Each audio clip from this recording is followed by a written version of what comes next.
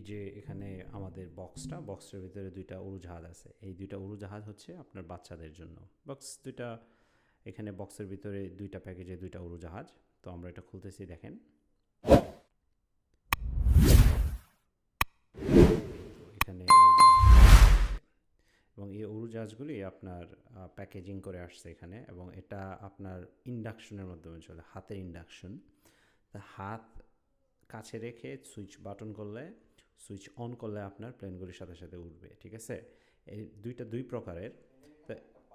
এই যে প্লেনের এখানে একটা বাটন আছে, ঠিক আছে। এই বাটনটা ক্লিক করলে আপনার ইন্ডাকশন হয়, যেটা হাতের আকর্ষণের মাধ্যমে চলে, ঠিক আছে।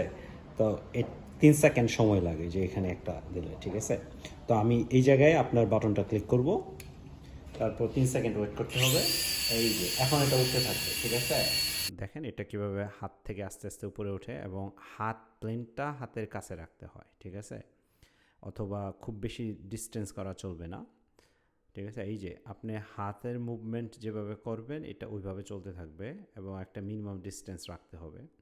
এবং এটার মধ্যে সবচেয়ে বড় ব্যাপার হলো আপনার, যেটা আমি ইউজ করে এখন পাইছি, যে এটা বেশ ভালো প্রোডাক্ট। কারণ এটা তো প্লেন, ঠিক আছে, এটা তো সারাক্ষণ ওড়ে না। এটা কোনো অবস্টেকল বা বাধা পাইলে সাথে সাথে অফ হয়ে যায়। তো অফ হয়ে গেলে অবশ্যই এটা মাটিতে পড়বে বা দেওয়ালে ধাক্কা খায়, এবং দেওয়ালে ধাক্কা খেলে এটা নষ্ট হয় না, ঠিক আছে। যে আমি অনেকক্ষণ ধরে এটা করতেছি অ্যাকচুয়ালি, এবং বেশ কয়েকবার কিছু হয় না। সো এটা অনেক হালকা, ঠিক আছে, ভারী কিছু না।